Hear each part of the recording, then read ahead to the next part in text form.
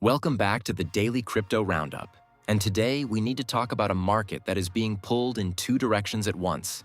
Because on one side you have fear, thinning liquidity, failed breakouts, and ugly technical setups.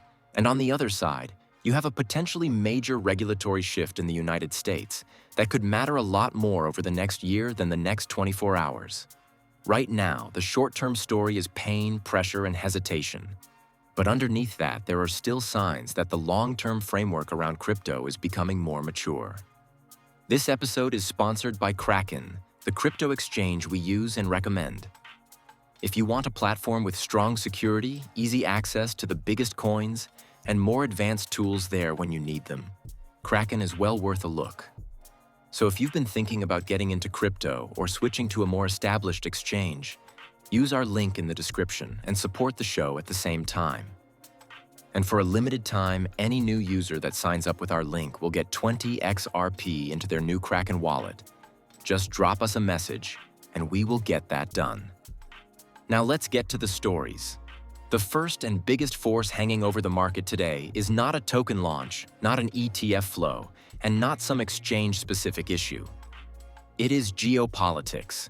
Donald Trump sharply escalated his rhetoric toward Iran, warning that a whole civilization could die if things continued to spiral, while the wider conflict around the Strait of Hormuz kept markets on edge. That matters because once investors start pricing in war escalation, shipping disruption, and an energy shock, crypto does not get treated like its own isolated world anymore. It gets dragged into the same risk-off move, hitting everything else.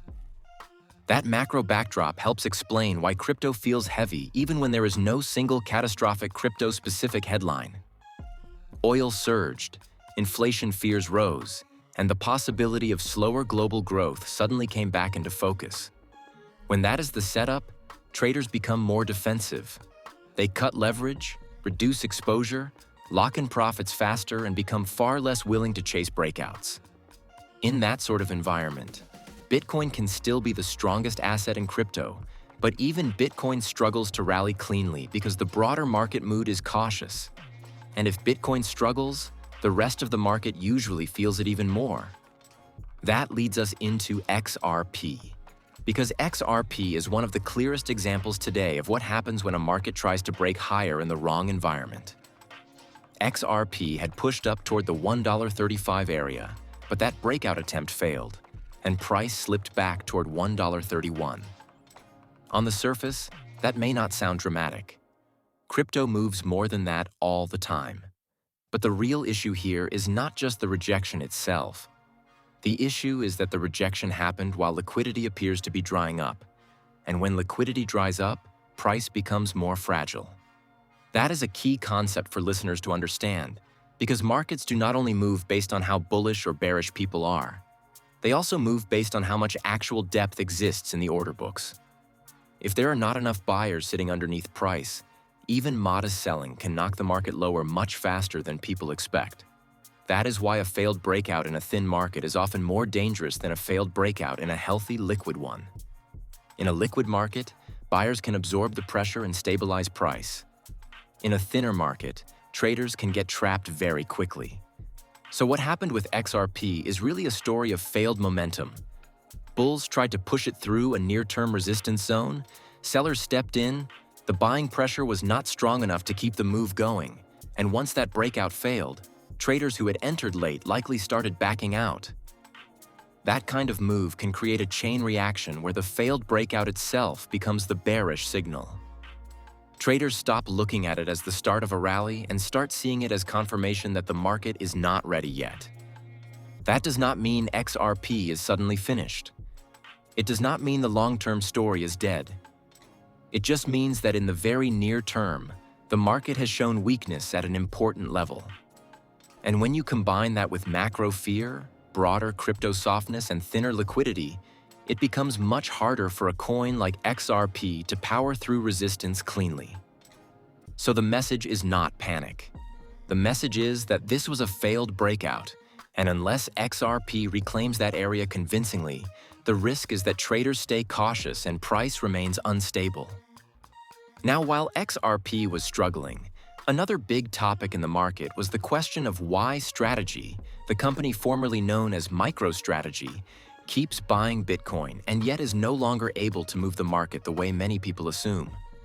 For a long time, people almost viewed Michael Saylor's Bitcoin purchases like a guaranteed bullish catalyst. Strategy announces another buy, and the assumption is that Bitcoin should go higher. But the reality now is more complicated than that. The truth is that the Bitcoin market has grown so large, and the forces acting on it have become so broad, that one major buyer is no longer enough to overwhelm everything else. Strategy recently bought another big batch of Bitcoin, hundreds of millions of dollars worth, and in absolute terms that is still huge. For most companies, that would be an eye-watering commitment. But in Bitcoin terms, in a market dealing with ETF flows, macro fear, derivatives positioning, profit-taking, geopolitical tensions, and shifting sentiment, it is no longer dominant enough to dictate the entire direction of price. That is the key thing. Strategy is still bullish. Strategy is still buying. Michael Saylor is still doing what Michael Saylor does. But the market around him is now much bigger, more complex, and more heavily influenced by forces that sit well outside one corporate treasury strategy. So when people ask why strategy buying is not moving the market, the answer is not that the buying does not matter at all. It still matters. It still supports sentiment to a degree. It still signals conviction. But it is simply not large enough to overpower the rest of what is going on. And that matters because it shows how much Bitcoin has matured as an asset. A few years ago, a giant corporate buy could dominate the conversation for days. Now it is just one part of a much bigger puzzle. If ETFs are seeing outflows, if macro conditions are deteriorating, if traders are de-risking, and if market internals are weakening, then even a major Bitcoin purchase can end up feeling like a small stone dropped into a rough sea. It makes a ripple, but it does not control the tide. That brings us to Solana, which today is facing a very different problem.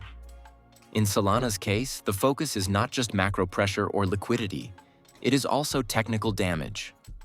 The concern being raised is that Solana may be forming a head and shoulders pattern, and for anyone listening who does not live and breathe charts, that is one of the better-known bearish reversal patterns in technical analysis. It does not guarantee a crash, and it does not mean the market must go lower, but it is the kind of setup traders watch very closely when momentum starts fading. The rough idea is simple. Price forms one high, then a higher high, then a lower high. And if support underneath those swings breaks, the pattern completes and traders often begin projecting a much deeper move lower. In Solana's case, the concern is that if the key support zone in the mid-70s gives way decisively, traders could start targeting a move down towards $60. That would be a big drop, and naturally it gets attention. But again, the important thing is not to overreact to the headline. Solana is not at $60 right now. The article is not saying it has already happened. The article is saying the chart is setting up in a way that raises the risk of that outcome if support breaks. And that distinction matters. In crypto, people often hear a downside target and treat it like a certainty. It is not. It is a scenario. It is a warning. It is the kind of thing traders keep in mind so they know where the risk really sits. What makes the Solana situation more uncomfortable is that this chart weakness is arriving alongside broader questions about confidence in the Solana ecosystem after the recent exploit linked to Drift protocol. Even though the exploit was not the same thing as a direct failure of Solana itself, these events still damage sentiment. They remind people that risk remains high in DeFi, that security assumptions can be wrong, and that when confidence takes a hit at the same time the chart is weakening, the market often becomes more vulnerable. So Solana right now feels like one of those assets sitting on a fault line. If support holds, the market could stabilize and the bearish pattern may fail. But if support goes, the story quickly shifts from caution to genuine technical breakdown. And in an environment where traders are already nervous, that is exactly the kind of setup that can unravel faster than people expect. Now, after all of that pressure, fear, and technical weakness, we finally get to the story that gives the market something a little more constructive to think about. and that is the SEC Safe Harbor Framework reaching the White House review stage. This is important because unlike the other stories today, this one is not really about price action. It is about structure. It is about the rules of the game. And in the long run, those kinds of stories can matter more than a one-day sell-off. The idea behind a crypto safe harbor framework is that projects may be given a clearer legal runway to launch, raise funds, distribute tokens, and work toward decentralization without immediately being crushed under the full weight of traditional securities regulation.